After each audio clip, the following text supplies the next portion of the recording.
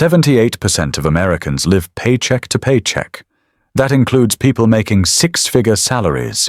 That includes people with college degrees, fancy job titles, nice cars in the driveway. Most people think wealth is about luck. The Bible says the opposite. People pray for financial breakthrough every Sunday, asking God to change their situation. But God answers through habits, not miracles. Let me tell you about Michael. He prayed every single week for 5 years, asking God to fix his finances. He believed. He had faith. He tithed when he could afford it. But 5 years later, nothing changed. Same debt, same stress, same empty bank account at the end of every month. The problem was not that God ignored him. The problem was Michael kept every single habit that created his poverty in the first place. He prayed for a miracle while scrolling through his phone 3 hours a day. He asked for blessing while buying things he could not afford on credit cards. He wanted breakthrough while refusing to change anything about how he lived. Today, you will learn the 3 biblical habits that quietly make ordinary people wealthy. These are not get-rich-quick schemes. These are not complicated investment strategies. These are ancient, God-designed habits that build wealth slowly, steadily, and permanently. The third habit is the reason 80% of people stay broke their entire lives. If you miss it, you will repeat the same financial cycle for the next decade. Stay until the end, because I am giving you a practical checklist that will change your next 30 days. The Bible is brutally clear about this principle. Proverbs 10 verse 4 says, "Lazy hands bring poverty, but diligent hands bring wealth." This is not poetic language. This is not metaphor. This is economic law written by God himself. Let me destroy 2 myths right now that keep people poor. First myth, the Bible never said wealth is evil. It never said money is bad. It never said being rich means you are selfish or greedy. What the Bible actually condemns is the love of money, not money itself. There is a massive difference. Money is a tool. Loving money is idolatry. One is fine, the other destroys you. Second myth, the Bible never said faith replaces discipline. Faith without work is dead. Prayer without action is just noise. You can believe all you want, you can claim all the promises you want, but if you refuse to work with consistency, manage with wisdom, and spend with self-control, you will stay poor. God is not going to drop money into your bank account while you sit on the couch eating chips and watching Netflix. That is not faith. That is delusion. These 3 habits are hidden inside Proverbs 10 verse 4, diligence, stewardship, and moderation. They are the foundation of biblical wealth. They are the reason some people break generational poverty, while others pass it down to their children and grandchildren like a family curse. Diligence is not working hard. It is working consistently. Most people completely misunderstand this. They confuse effort with results. They think if they work hard for 3 months, grind really intense, burn themselves out, they deserve to be rich. But that is not how wealth works. Fast effort does not build wealth. Repeated effort does. Intensity fades. Consistency compounds. Proverbs 12 verse 24 says, "The hand of the diligent will rule, but the lazy will be put to forced labor." Proverbs 13 verse 4 says, "The soul of the sluggard craves and gets nothing, while the soul of the diligent is richly supplied." Notice the pattern here. The Bible always ties wealth to consistency, not intensity. It never says work hard for a month. It says be diligent. That means showing up every single day, doing the work whether you feel like it or not. Here is what this looks like in real life. Sarah decided to spend 1 focused hour every single day learning graphic design. Not 3 hours when she felt motivated. Not 10 hours one week and 0 the next. Just 1 disciplined, focused hour daily for 365 days. She set a timer. She eliminated distractions. She did not check her phone. She did not multitask. She just worked. At the end of that year, she was better than 90% of people trying to break into that field. Why? Because most people quit after 2 weeks. Most people work in emotional bursts when they feel inspired, then disappear for months, then wonder why nothing sticks. Sarah did not have special talent. She did not have connections. She just had diligence. That is the difference between trying and becoming. There are 3 types of diligence the Bible teaches. First, diligence with time. Time is your currency. Waste it, you waste your future. Every single day, you are either investing your hours or throwing them away. Diligence with time means you protect your hours like you protect your wallet.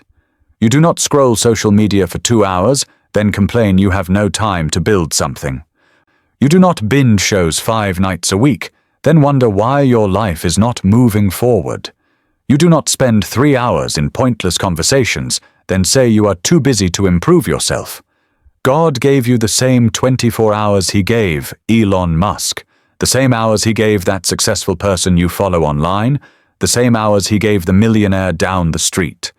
How you spend them determines whether you stay poor or build wealth.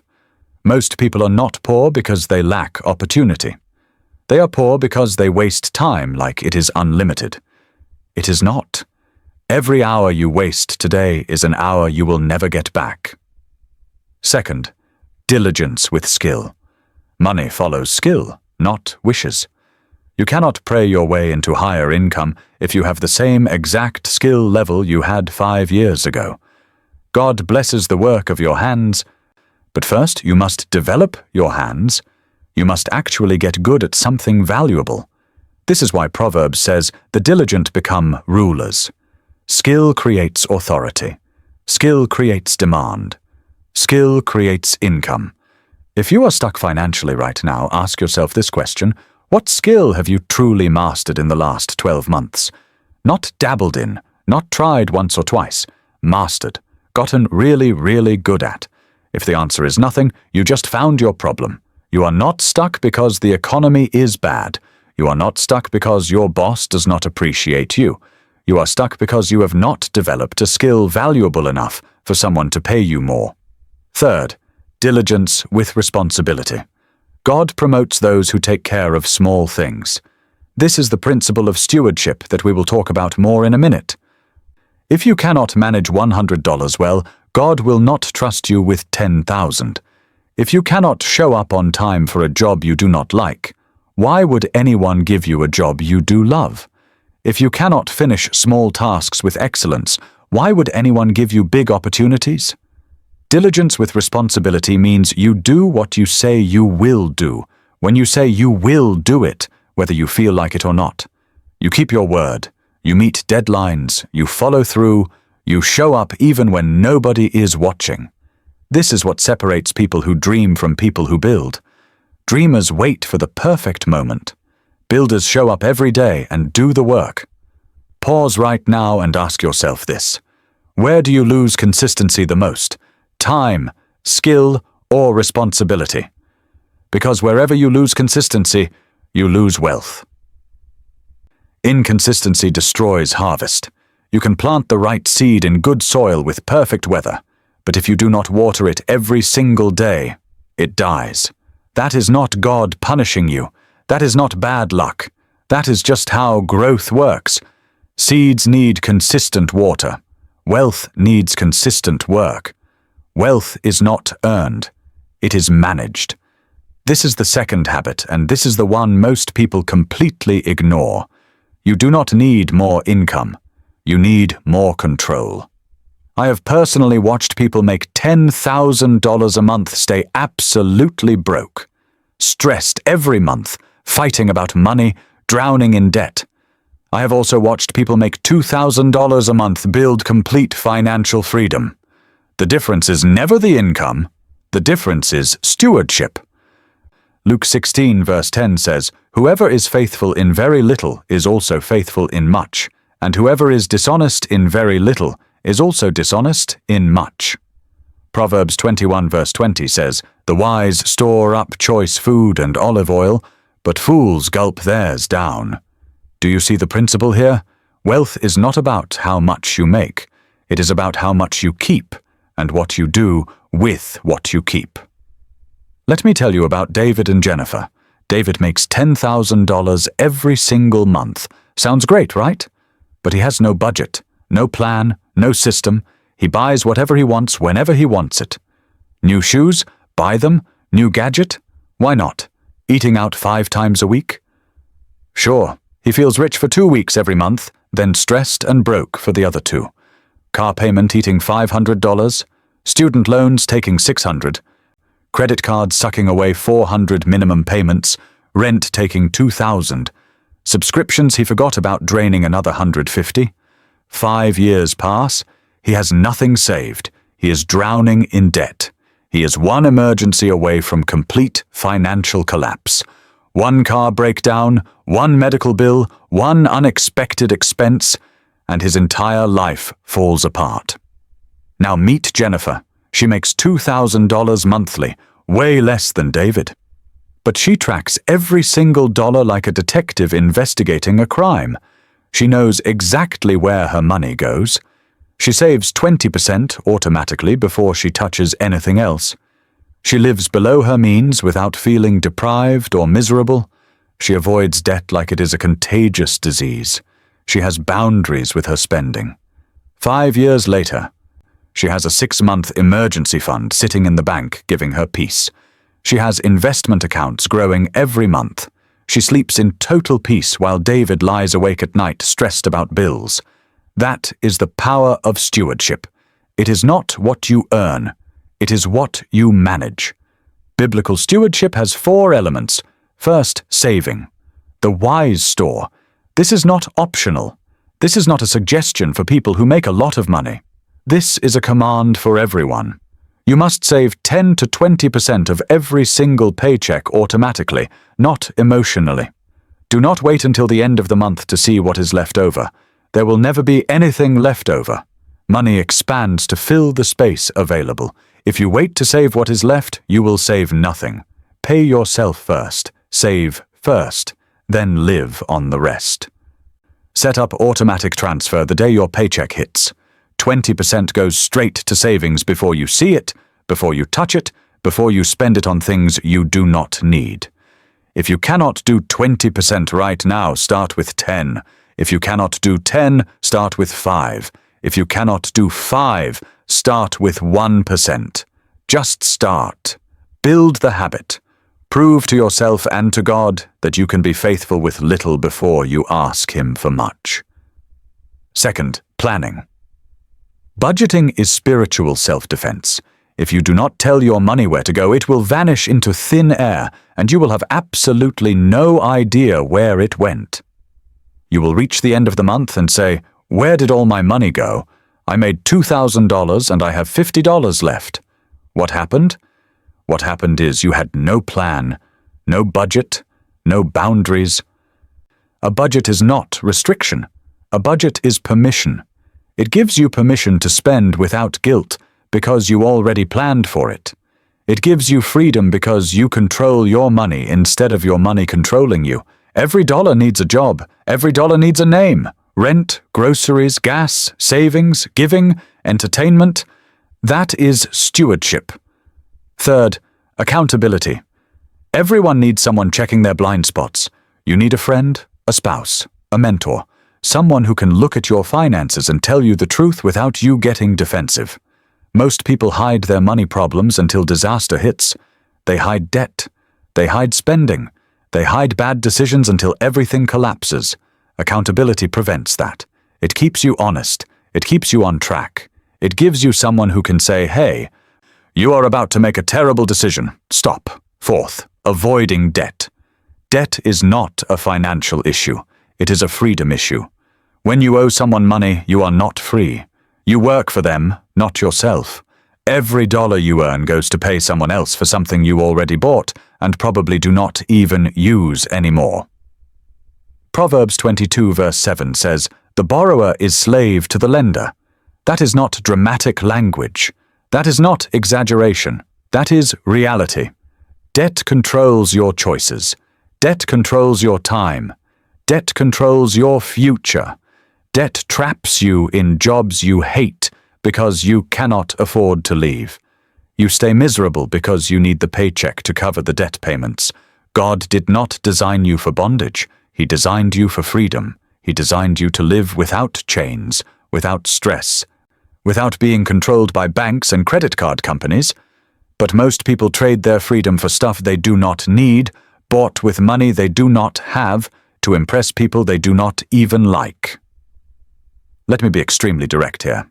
Debt is not normal. Living paycheck to paycheck is not God's design. The world will tell you that car payments are normal, that credit card debt is just part of life, that student loans are unavoidable, that everyone has debt so it is fine. That is a lie designed to keep you broke and stressed for your entire life. Millions of people live completely debt-free right now, and they are not special. They are not rich. They are not lucky. They just decided to follow biblical principles instead of cultural norms. Where do you struggle most, saving, budgeting, or debt? Because wherever you are weak, that is where money leaks out of your life like water through a cracked bucket. You can make all the money in the world, but if you have holes, you will stay broke. If this is hitting you right now, stay focused. The checklist coming at the end will transform your next 30 days. But first, you need to understand the third habit, because this is the one that breaks everything. This is the reason 80% of people never escape poverty. Wealth grows when desires shrink. This is the third habit, the one that makes or breaks everything else you have learned. Here is the truth nobody wants to hear, the truth that will offend some of you watching right now. You are not broke because you do not earn enough. You are broke because your desires outrun your discipline. You want more than you can afford. You buy more than you need. You spend to fill emotional holes that money can never fill. Proverbs 25 verse 28 says, "A man without self-control is like a city broken into and left without walls." 1 Timothy 6 verse 6 says, "Godliness with contentment is great gain." Think about that. You can be rich right now, today, this very second, the moment you learn what enough looks like. You do not need to make more money to feel wealthy. You just need to stop wanting more than you have. But most people never get there. They keep chasing more, buying more, wanting more, upgrading more, and they die broke despite making good money their entire lives. This is why 80% of people stay poor, not because they do not earn enough, because they cannot control what they spend. Every dollar that comes in flows right back out through emotional spending, impulse purchases, lifestyle inflation, keeping up with neighbors and co-workers. They get a raise and somehow end up more broke than before. They make double what they made 5 years ago but have less in savings. That is not a math problem. That is a self-control problem. Let me tell you about Amanda and Marcus. Amanda has a spending problem she refuses to admit. Bad day at work. Online shopping makes her feel better for 20 minutes. Stressed about bills? New shoes temporarily distract her from reality. Bored on the weekend? Eating out, movies, entertainment, anything to fill the emotional void inside. Every single purchase is emotional. Every purchase is impulsive. Her credit card knows her better than her closest friends. It knows her triggers, her weaknesses, her patterns. 5 years go by. Her closet is packed with clothes she wore once. Her house is full of stuff she does not use. Her storage unit is overflowing with things she forgot she owned. And her bank account is completely empty. She makes good money. Objectively, she earns way more than most people, but she lives like she is broke because she spends like she is rich. Now meet Marcus. He only buys with intention. Before purchasing anything non-essential, he waits 48 hours. No exceptions. During those 48 hours, he asks himself one simple question. Does this move me forward, or does it just make me feel good for 10 minutes? Does this make me better, or does it just distract me from dealing with real problems? He spends money to grow, not to cope. He spends to become better, not just to feel better temporarily. 5 years later, He owns his car outright. No payments. He has no credit card debt. 0. He travels without stress or guilt. He builds generational wealth that will outlive him. Same economy, same challenges, different habits, different results. Biblical moderation has 3 parts. First, control desires. Money is a tool, not an idol. The moment you start worshipping money, it starts controlling you.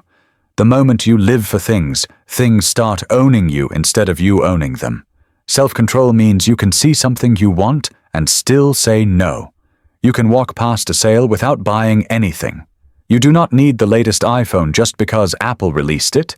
You do not need the newest car just because your neighbor bought one. You do not need the bigger house just because everyone else is upgrading. Second, contentment.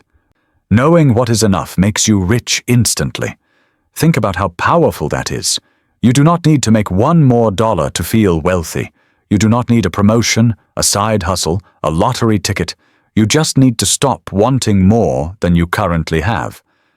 1 Timothy 6 verse 8 says, "If we have food and clothing, with these we will be content." That does not mean you cannot have more. That does not mean ambition is wrong. It means you do not need more to be at peace right now in this moment. Most people are chasing a feeling they think money will give them, but money never delivers that feeling.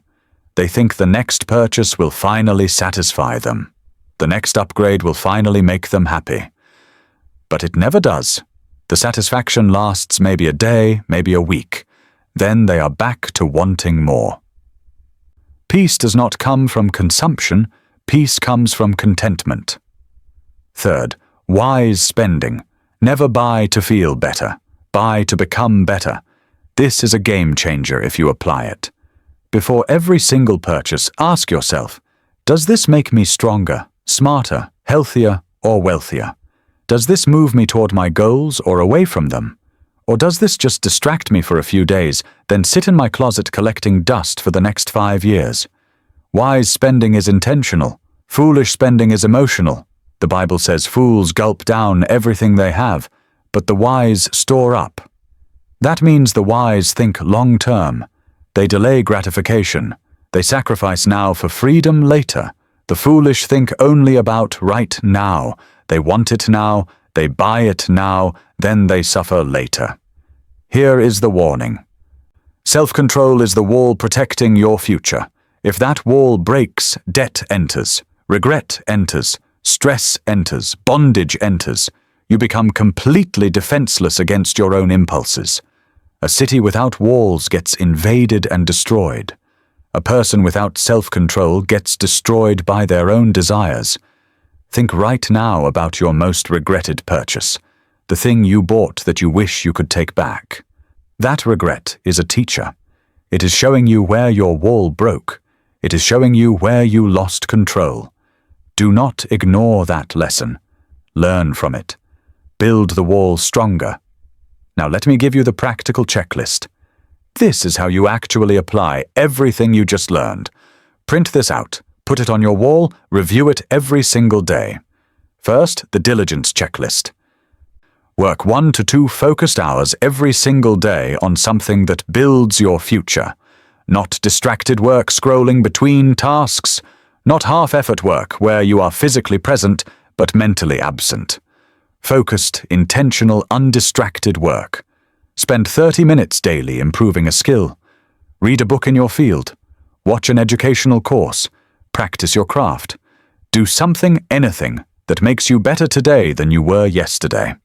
Plan the night before. Every single evening before bed, write down exactly what tomorrow's focused work will be. This removes decision fatigue in the morning.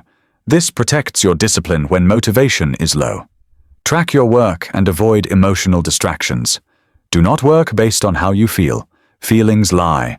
Feelings change every hour. Work based on what you committed to do. Keep a simple log. Check boxes, build streaks, prove to yourself you can be consistent. Second, the stewardship checklist. Save 20% of every single paycheck automatically. Set it up once and forget about it. If you cannot do 20% yet, start with 10. If not 10, do 5. Just start somewhere and build from there. Create a weekly budget. Every Sunday, sit down for 30 minutes and plan where every single dollar will go that week.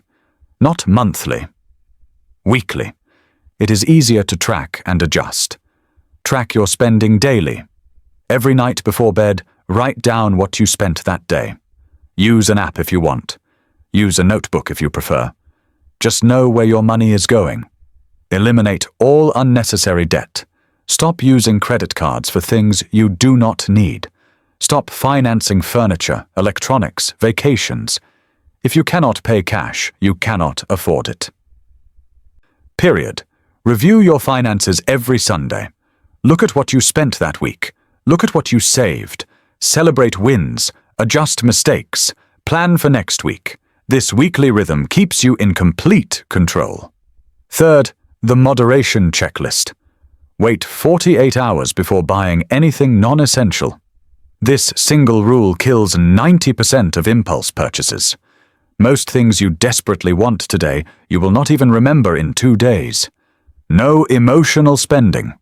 If you are sad, angry, bored, lonely, or stressed, do not shop. Close the app. Put down your phone.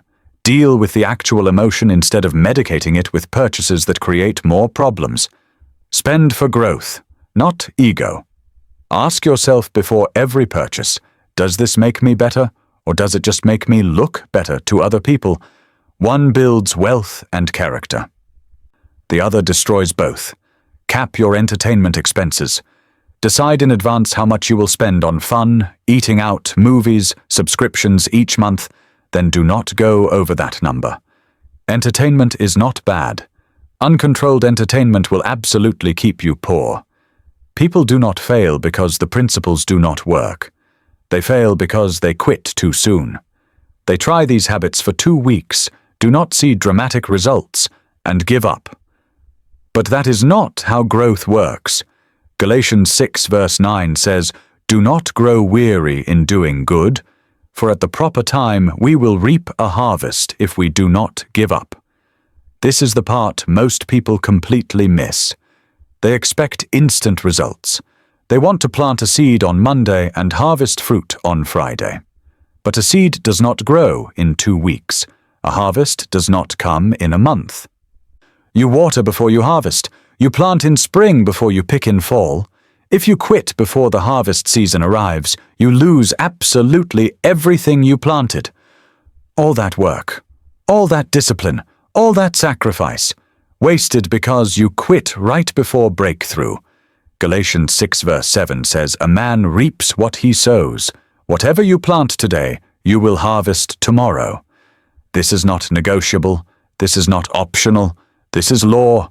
Plant diligence, you will harvest wealth. Plant stewardship, you will harvest security and peace. Plant moderation, you will harvest freedom. But if you plant laziness, you will harvest poverty. If you plant carelessness with money, you will harvest stress and debt. If you plant impulse and emotional spending, you will harvest regret and bondage. The harvest is absolutely guaranteed. The only question is, what are you planting right now with your daily choices? Imagine your life 5 years from now. You have complete financial freedom. You are not stressed about bills anymore. You are not living paycheck to paycheck. You are not checking your bank account with anxiety hoping there is enough. You have savings, real savings, 6 months of expenses sitting in the bank giving you peace. You have margin, breathing room, options. Your family is stable. Your marriage is not fighting about money anymore. Your kids see a model of biblical stewardship instead of stress and chaos. You give generously without hesitation or guilt. You bless others because you have been blessed.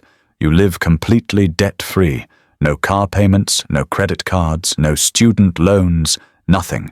You own everything you have. You build something that will last far beyond your lifetime. That is not fantasy. That is not too good to be true. That is the biblical promise for people who actually follow these 3 habits long enough to see harvest. Wealth is not a miracle that falls from the sky. It is a harvest that grows from consistent seeds. and harvest always, always comes from habits. Subscribe if you want the next video where I break down 7 more biblical habits that build long-term wealth. Do not miss what God wants to grow in your life. He has already given you everything you need, the principles, the time, the opportunity. Now it is your turn to steward it well,